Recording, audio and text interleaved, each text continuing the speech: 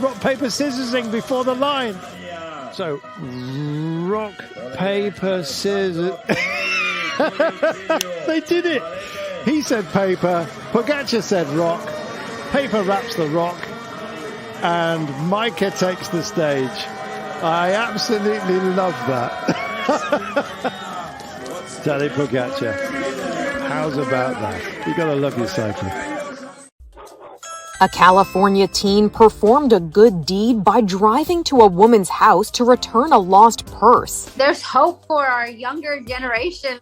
Melina Marquez says a teenager rang her doorbell after he found the purse in a shopping cart at a grocery store. The driver's license inside belonged to her friend, Eliana Martin, who used to live with her but hadn't updated her address since moving out. So my aunt heard the ring go off, and so she opened the door and received the purse. She was a little confused. It was in the parking lot. In the parking lot? Yeah.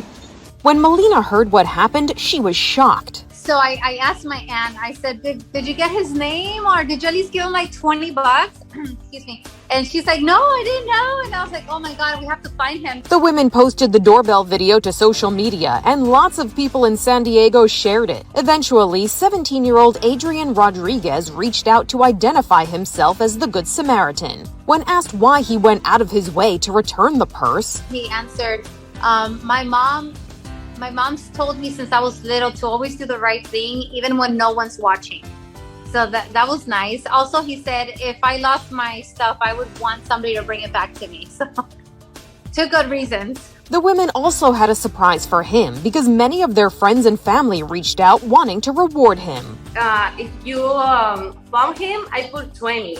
If you found him, I put 50. Yeah. So I told that Melina, okay, let's do GoFundMe. The women set out to raise $1,000 for Adrian and have since surpassed $3,000, proving that some good deeds do come around. He could have just taken whatever was in the purse, and he didn't. He brought it back, and I think this just speaks a lot about him. For Inside Edition Digital, I'm Mara Montalbano. Shift on for Riley, the 1-2 pitch. Driven toward right. Calhoun headed toward the foul line. Still going near the stands. Dives into the stands and can't come up with it. Hey, that fan made a great catch. Yeah, Knuckles, why not? Never left his seat.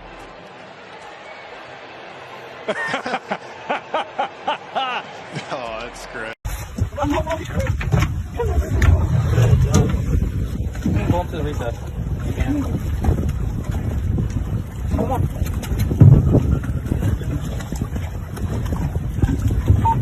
Station 508, picking up the dog, 35 degrees.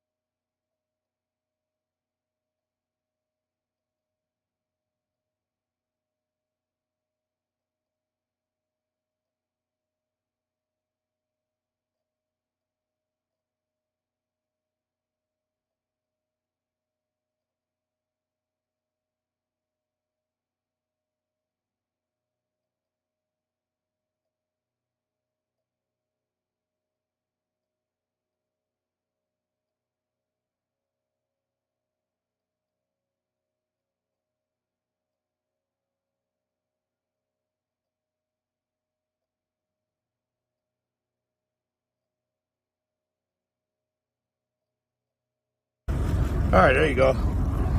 Holy fuck, dude. What happened here? A fucking kayak went down it. Literally, probably, I don't know, probably 2.5 miles, bro. Holy fuck, dude. All right, here. Every boat I screamed at, dude. So I just kept facing those fishing vessels and trying to get to them. God damn. All right, here. Let me see that thing. Thank you very much for stopping, bro. Yeah.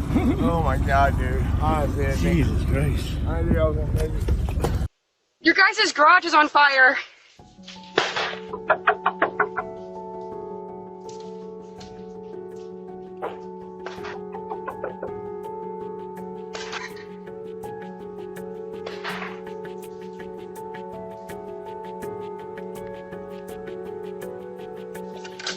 I'm so sorry. Your garage is on fire. Oh, no. The kids were sleeping. Me and her were actually laying down in bed watching Stranger Things. My fiance, she looked at me like, "What's that smell?" And that's when the door knocked. It's like simultaneously. Within seconds. So because we smelled that and somebody knocked, we instantly kind of knew it was like, okay, panic mode. Something's going on because somebody's beating down the door.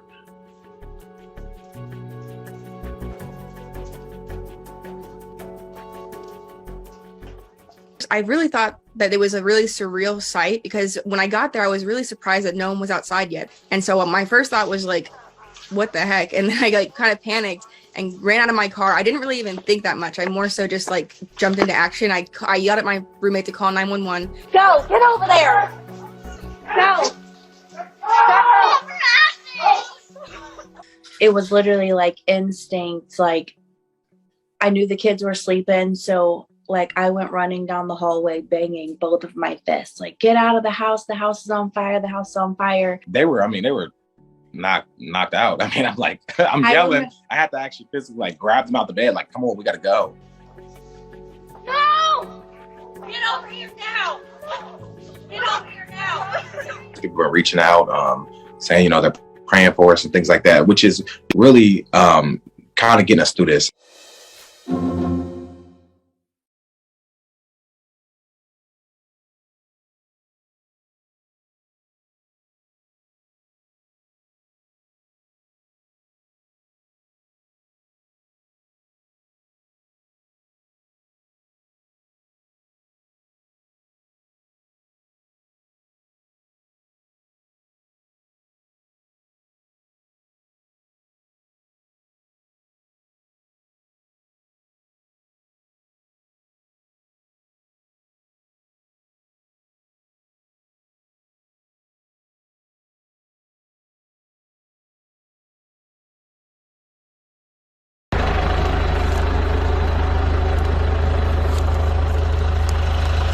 Old mate's hooked up on the barbed wire.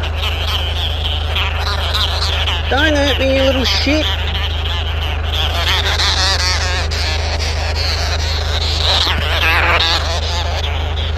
Look at him, poor bugger. Got a bit of a cut on him, so I've got some sanitizer here.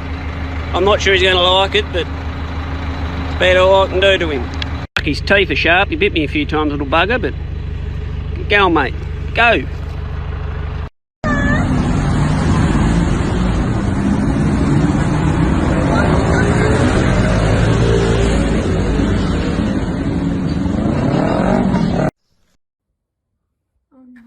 I have baby foxes that live under my deck, and one of them got his head stuck in a plastic jar. He couldn't get it off, so I ran outside and tried to get it off him. But he was just too fast and slipped into the hole.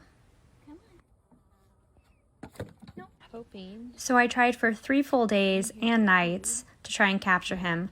I got a trap, I would run outside, try and throw a blanket on him, but he was just too fast. So I got a net. And on the 3rd day, I caught him. He didn't have much longer.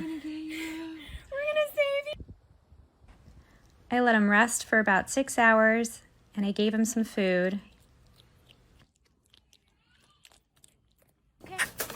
When I saw his mama, it was time to release him.